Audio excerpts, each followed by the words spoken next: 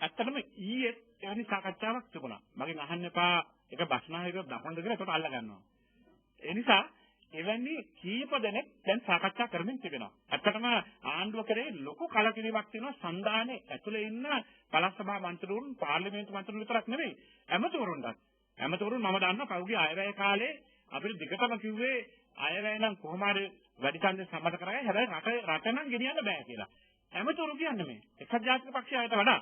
ඉතින් ඒ නිසා මම කියන්නේ ආණ්ඩුවේ ඇමතිවරු මන්ත්‍රීවරු පළාත් සභා මන්ත්‍රීවරු පළාත් පාලන ආයතන මන්ත්‍රීවරු විශාල කලකිරීම බලන්න පෞද්ගලික කාලේ අයවැය පරාජය වීම පළාත් පාලන ආයතන අයවැය 25ක් ආණ්ඩුවට රඳව ගන්න බැරි වුණා ආණ්ඩුව පරාජය වුණා. ඇයි මේ පළාත් පාලන ආයතන 25ක අයවැය පරාජය වුනේ? නිකම්ම නෙවෙයි සමහර ඒවා තියෙනවා සභාපතිවරයාගේ ක්‍රියාකලාපේ හේතු කරගෙන. හැබැයි පොදුවේ ගත්තාම ආණ්ඩුව කෙරෙහි ජනතාවගේ තිබෙන කලකිරීම මන්ත්‍රීවරුන් හරහා ප්‍රදර්ශනය වීමක් තමයි උනේ. ආණ්ඩුව හෙල්ලුණා ඒකට. ආයතන 25ක් පරාජයට පත් වුණා කියන්නේ අයවැය ආණ්ඩුවට ලොකු පහරක්. ඉතින් ඒ නිසා දකුණු පළාත් සභාවෙත් බස්නාහිර පළාත් සභාවෙත් පළාත් සභා මන්ත්‍රීවරු ගණනාවක් දැනටමත් එක්සත් ජාතික පක්ෂයේ එක්ක කතා කරනවා. මා සමගත් ඊයේ එක්තරා පළාත් සභා මන්ත්‍රීවරු දීර්ඝ ලෙස අදහස් සුමාරු කරගත්තා. ඔහුට එක්සත් ජාතික පක්ෂයට එන්න උවමනයි කියලා. මම තමයි කිව්වේ ප්‍රසිද්ධ කරන්න එපා. තාමත් අපි ඒක රහසිගතව සාකච්ඡා කරමු. මොකද හේතුව එහෙම වුණාම ඒ අයට විවිධ තර්ජන එල්ල වෙනවා. විවිධ බලපෑම් එල්ල වෙනවා. ඒ නිසා තවත් මන්ත්‍රීවරු කීප දෙනෙක් මේ පළාත් සභාව කාල සීමාව තුළදම එක්සත් ජාතික පක්ෂයට එකතු වෙනවා.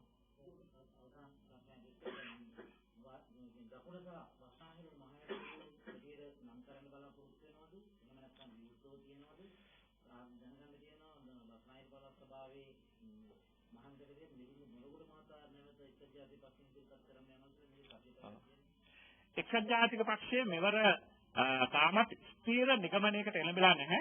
ප්‍රධාන අමාත්‍යවරු පත් කිරීම පිළිබඳව. ඒත් බහුතරයේ මතය තමයි බස්නාහිර පළාතට නම් ප්‍රධාන අමාත්‍ය අපේක්ෂකයාව නම් කළ යුතුයි කියලා. ඒ නිසා ඒ ගැන නම් ගණනාවක් යෝජනා වෙලා තිබෙනවා. අපි ඒ ගැන සාකච්ඡාවල් කරුවා. ඉතින් අවසාන නිගමනයකට අපි එළඹෙන්නේ නාම යෝජනා අවසන් කිරීමෙන් අනතුරු. ඒක තමයි සම්ප්‍රදාය. ඒ නිසා දැනටමත් අපි ප්‍රධාන අමාත්‍යවරු හැටියට අදහස් කරන අය සමග අදහස් සෝමාරු කරගනිමින් තිබෙනවා. ඉතින් මම දන්නේ නැහැ මිලින්ද පොරකොට මැතිතුමා ගැන නම්. හැබැයි කෙසේ නමුත් නම් ගණනාවක් ගැන සාකච්ඡාවල් පැවැත්වන විවිධ පාර්ශවයන් විවිධ පුජ්‍යලයන් එක්ක අදහස් සෝමාරු කරගන්නවා. ඉතින් රටේ කැපී පෙනෙන චරිත කීපයකුත් ඒ අතර ඉන්නවා.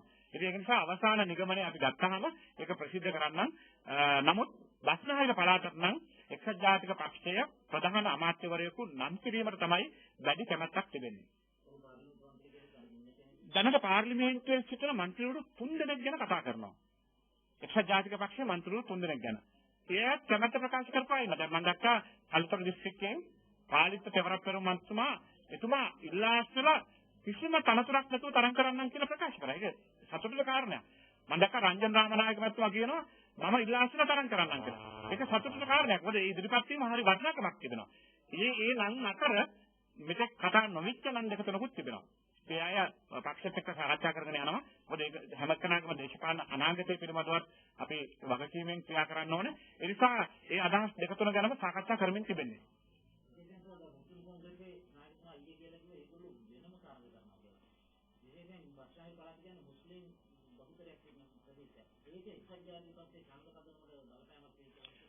ඇත්තටම ඒකාබද්ධව තරඟ කිරීම තමයි ආණ්ඩුවට දෙන්න පුළුවන් හොඳම තරඟය. ඒ නමුත් ඒ දේශපාලන පක්ෂ තීරණය කරනවා නම් අපි වෙනම තරඟ කරනවායි කියලා ඒ ගැන අපිට මැදිහත් වෙන්න බෑ. අපි උත්සාහ කරන්නේ ඒකාබද්ධව තරඟ කරන්න පුළුවන් නම් හොඳයි කියන මතයේ ඉඳගෙන.